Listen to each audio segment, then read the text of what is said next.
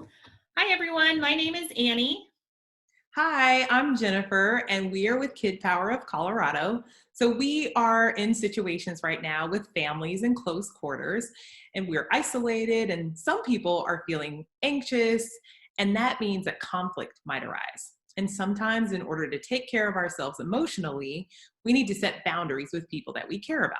So, what are boundaries? It's pretty simple. Boundaries are a limit, and in relationships, it tells us what's okay and what's not okay. So, there are times when you may want to communicate with other people, and sometimes other people make that communication difficult. The bottom line is this: we can annoy other people just as much as other people can annoy us as well, and that's perfectly normal. But it's really helpful to have skills to deal with these annoyances to help make our relationships better. It's all about being able to speak up. That's right. And there's a communication technique that we teach in Kid Power that can help families when siblings are fighting, or maybe it's when adults are getting really irritated. It could even help with friends or coworkers, even. And it's called I Feel When You Would You Please. And Annie's going to break it down for us. Okay, so I feel this is when you tell them a word that describes the feeling that you're having about the problem.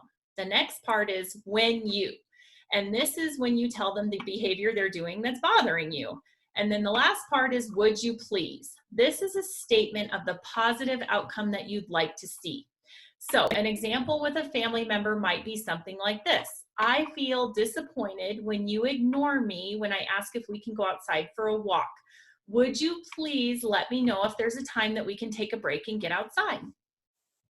Great, Annie. And so, one thing that can help people listen to you, it's more likely that they'll listen to you, is if you begin that I feel when you would you please with what we call a Kid Power boundary bridge.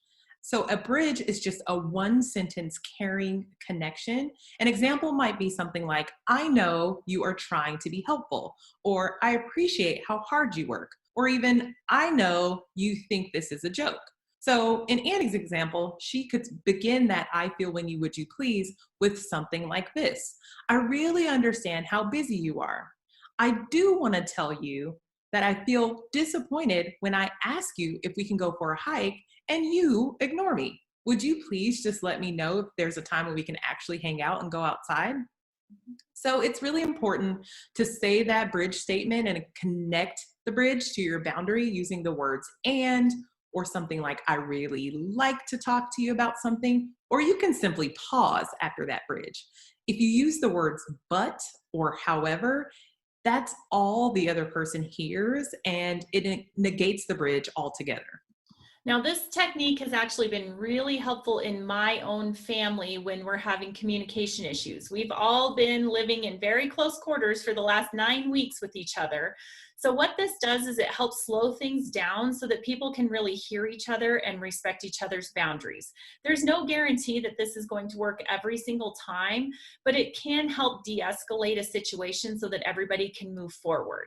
So let's see what that would look like. Jennifer and I are going to show you a couple examples. So for the first example, what I want you to do is imagine that Jennifer and I are both in high school and we're friends with each other. And I live in a family that feels very strongly that we should not be going out and that we should really be taking the social distancing very seriously and that we're safer at home.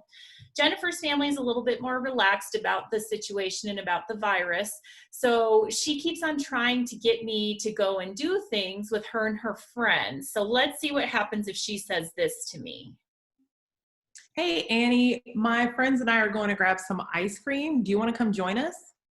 Well, Jennifer, I love that you're always trying to include me in everything that you and your friends are doing. It kind of makes me upset though when you keep on asking me to go do stuff that you know I can't because my family really wants me to stay home. Would you please try to include me in a different way? Yeah, I'm so sorry, Annie. You know what? We're going to do an online game night tomorrow. I'll just send you an invite for that. Okay, thank you so much. All right, now here's another example. Let's imagine that Annie is my mom and she's constantly asking if I've gotten my work done. Let's see what that looks like. Hey, Jennifer, are you getting all your homework done? Yes, mom. Well, I feel like every single time I walk by you, I see you on Instagram or TikTok. Are you sure you're getting all your work done? Yes, Mom, and I know that you care about me getting my schoolwork done well. I feel frustrated when you keep asking me if I've done the work. Would you please just trust that I'm actually doing it, even if you might see me on TikTok or Instagram once or twice? Okay, I'm sorry. And I guess it's probably okay to take a break with that too. Thanks, Mom. So great. Now we want you to think about a boundary that you may want to set with a person that you really care about. So grab a piece of paper and a pen and write out these 4 words: bridge, I feel, when you, would you please, or these 4 statements, I should say. It's more than 4 words. And then just fill in the blanks and practice. You can rehearse it out loud if you want, and you can use a respectful, assertive tone when you do it. And you can watch your body language and really just get into the groove of setting that clear boundary. We wish you luck in practicing, and we really appreciate you joining us. See you later. Bye.